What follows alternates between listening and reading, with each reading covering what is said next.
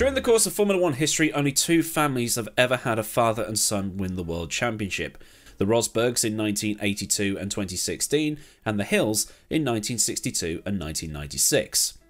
Well, and 1968, but once you've got one, right? So this means that Damon Hill was the first F1 driver to emulate what his father had done before him, and it was a unique record that stood for 20 years.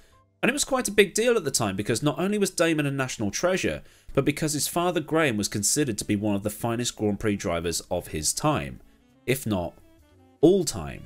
Now tragically, Graham was killed in a plane crash on the 29th of November 1975, and yesterday was the 29th of November. Well, I'm recording this on the 30th of November, but we'll just pretend that it all syncs up in some sort of magical fashion. So, the day after the 47th anniversary of Graham Hill's death, I thought I would look at that unique record that he set 50 years ago, back in 1972. So, this is basically the story of how Graham Hill became, racing's first Triple Crown winner. So, the Triple Crown of motorsport has two definitions. One of those definitions is the Formula 1 World Championship, the Indianapolis 500, and the 24 Hours of Le Mans. Or, it's the Monaco Grand Prix, Indy 500, and Le Mans. Either way, Graham Hill is the only driver in history to win all three. Well, 4. Like his son Damon, Graham was a late arrival into the world of motorsport. He didn't pass his driving test until the age of 24 and started racing only a year later. He had been working at the Smiths Instrument Company before doing his national service in the Royal Navy and rejoined Smiths afterwards. But one day he saw an advert offering a lap in a Formula 3 car at Brands Hatch for 5 shillings a lap, which is about £20 a lap today. I think he had 5 laps or something, so he would have spent about £100 if you were to convert it. Graham was bitten by the racing bug and he quit his job at Smiths to become a mechanic at a racing school and then ended up becoming an instructor. And while working as an instructor, he met Colin Chapman, who had a fledgling team called Lotus, and then Graham managed to convince Chapman to give him a job as a mechanic. By 1958, Graham had done enough to convince Chapman that he deserved a full-on race seat. Graham's first Formula 1 race was in Monaco, a track he'd come to practically own during his racing career, and this was in 1958. But Lotus gonna Lotus, and it wasn't particularly reliable as he retired from the race with a half-shaft failure on lap 69. Had he finished that race, he'd have been 7th. Last, but 7th. Things were just as bad through 1959, and instead Graham shifted to BRM, which at the time would have been seen as a sideways move rather than a step forward. That's because BRM had a reputation for being, let's put it mildly, rubbish. They were called Bloody Rubbish Motors for a reason. This privateer team ran out of a shed in Bourne in Lincolnshire, not too far from where I grew up as it so happens. The team had, through its history, only won one Grand Prix, Joe Bonnier at the 1959 Dutch Grand Prix, and had only been racing in Formula 1 full-time since 1958.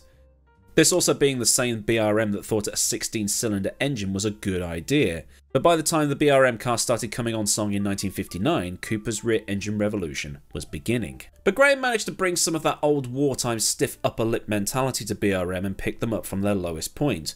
He may have used some of that Royal Navy discipline to help them and would pull some late nights to help out. He'd write down everything he'd done with the setup in a massive book that was basically the beginnings of telemetry, all things considered. And while the chassis improved, BRM's own engines were constantly late and not up to scratch, so results weren't improving the way everybody wanted. In 1960, Graham scored only a 3rd place at Zandvoort and a 7th at Monaco, and those were the only 2 races he finished. In 1961, he only finished at Zandvoort, Reims and Watkins Glen, and then in 1962 the BRM was finally a competitive car and he was world champion. And in doing so, he became the first British driver to win the world championship in a British built car, winning 4 races at Zandvoort, the Nürburgring, Monza and Kyalami, scoring 2 extra 2nd places at Spa and the Glen, and a 4th place at Aintree and a 6th in Monaco. So the first check mark complete.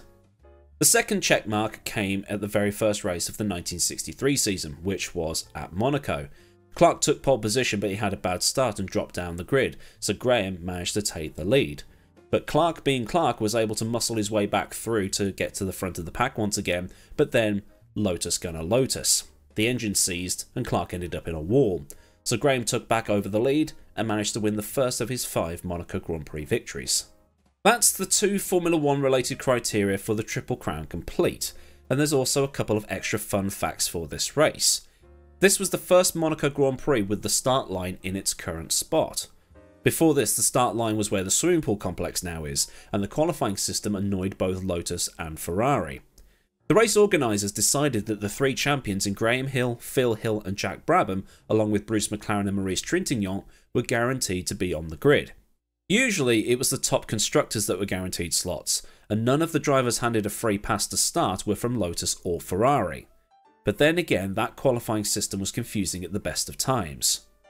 Now Graham, like already mentioned, would become Mr. Monaco, winning on the streets 5 times during his career. This is a record matched by Schumacher and beaten by Senna, but Graham would also become a popular TV personality, appearing on chat shows and becoming a national treasure, with his dry wit, Dick Dastardly moustache and cheekiness, and would often be seen flirting outrageously with women. And he didn't even drive a Jag! But actually, no, he did, because he raced in the BTCC in a Jag Mark II. But 1962 was as good as it got for BRM as the performances started to drop off. Graham would win 5 more races between that Monaco Grand Prix win in 1963 and the time he left in 1966, with Jackie Stewart scoring 2 wins for the team as well. Now speaking of 1966, the British invasion is a term often used to describe the Beatles, the Stones, the Kinks, the Small Faces, Tom Jones and other acts going over to America and charting quite well. But at the Indianapolis 500, there was another British invasion, as British drivers headed stateside to have a crack at the famous 500-mile race. And Hill wasn't even supposed to be there. He'd replaced Walt Hansgen at the last minute after Hansgen was killed at a test session for Le Mans. He was so last minute that he was nowhere to be found in the official programme.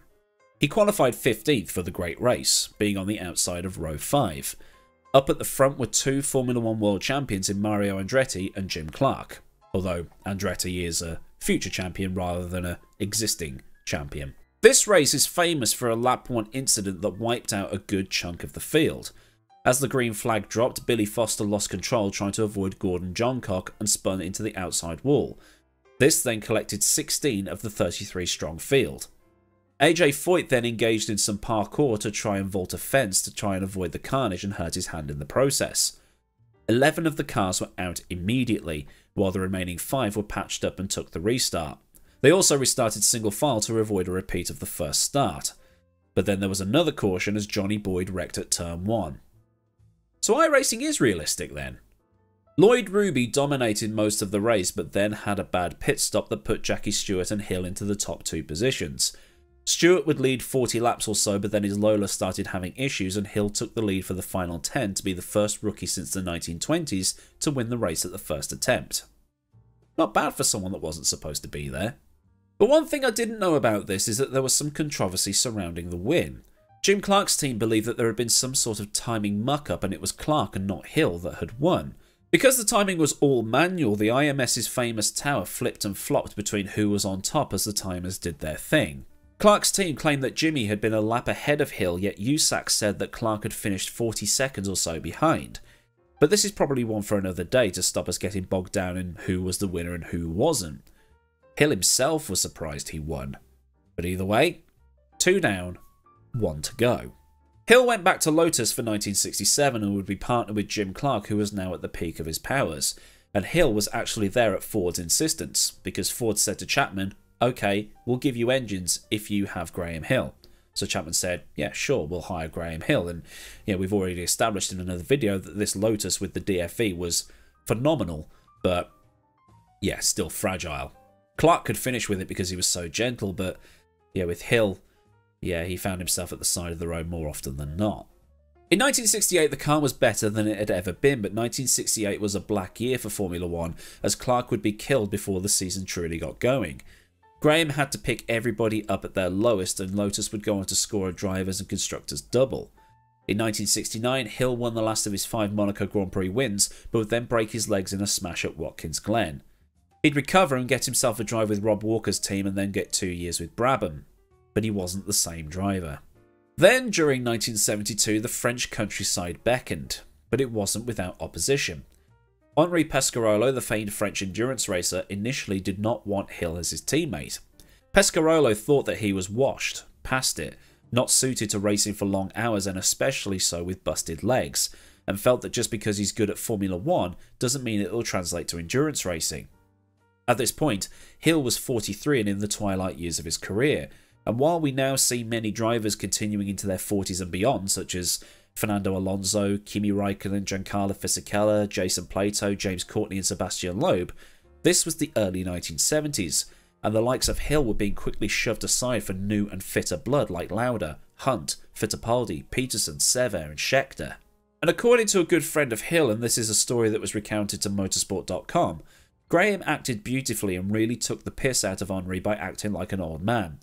Henri was furious because he thought the guy was finished.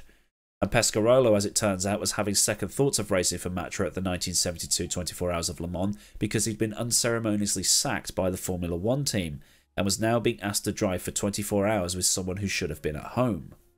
And this wasn't Hill's first rodeo at Le Mans either, because he'd entered in 1961, partnered with Sterling Moss driving a Ferrari, and then taken it on again in 1966 at the wheel of the GT40. And by this time, Graham was aware of what lay ahead. He'd won the Formula 1 World Championship twice, he'd won Monaco 5 times, he'd won Indy as a rookie, and now he was at Le Mans to win. He knew that if he won this race, he'd be the first to win what we now know as the Triple Crown. And he was quick straight away. He dropped the old man shtick and was driving like it was 1968 again. Pescarolo was also taken aback, saying that Hill was being a true professional and that he would be able to do it. Matra was also trying to pick up some big names for Le Mans that year. Ronnie Peterson was considered, but he decided to race with Ferrari, and Matra already had Francois Sever in one of the other cars. And since there was going to be no Porsche 917 because of regulation changes, it would be rude not to. There was no Ferrari either. Matra's main competition would be from Lola and Alfa Romeo, and Matra sent 4 cars to Le Mans. One car would be for Hill and Pescarolo, a second for Francois Sever and Howden Ganley, a third for Jean-Pierre Jabouille and David Hobbs, and the fourth for Jean-Pierre Beltoise and Chris Amon. And it's the Beltoise and Amon car that was supposed to be the number 1 car, but it became the first retirement of the race after just 2 hours. Chris Amon and his luck. They once said that if he became an Undertaker, people would stop dying. And just like that win at Indianapolis, this one was also shrouded in a little bit of controversy because Graham got a little bit political with things, apparently. Graham won the race in 2 ways. First, he disobeyed instructions and overtook the Sever Ganley car during the night, and then put on intermediate tyres at a pit stop in the early morning. Pescarolo said, "We had a lap time we had to respect and it was very strict. We were not allowed to fight between us, but the only time it was not possible to control the drivers was when it was raining." Now, this might sound like a little bit of a naughty thing on Hill's part. You have to be a team, etc, etc, because, you know, we've been whining about Max Verstappen doing a similar thing, but the Ganley car was hit by a slower class car and lost a significant amount of time. And Sever also aquaplaned off the road when the rain came down with 2 hours left on the clock. This race had also taken on a new meaning for Graham because his friend and godfather of his son, Joe Bonnier, was killed in an accident on the Sunday morning. Hill and Pescarolo would win the race by 11 laps over the Sever car, and with that, Graham Hill had the Triple Crown, and is so far the only man to achieve it. There are, however, some drivers out there that could still do it. Jacques Villeneuve, Juan Pablo Montoya and Fernando Alonso are all on too, with Alonso able to achieve the Triple Crown under both definitions. Villeneuve has the Formula 1 World Championship in Indy, Montoya has 2 Indy 500s and a Monaco Grand Prix. He does have a class win at Le Mans, but that doesn't count. As much as I want it to, because he was my favourite Formula 1 driver. It's a unique achievement in motorsport, and it's one that's becoming progressively harder to achieve, thanks to scheduling, contracts, sponsors and things like that. And when it comes to the British champions, we talk about Stewart because of what he did for safety, we talk about Clark because he's, well, the GOAT and was taken in such a tragic way, we mentioned Hunt the Playboy, and obviously now there's Lewis Hamilton. But not much gets mentioned of Graham Hill, weirdly. Hawthorne and Surtees too, come to think of it. Not sure why.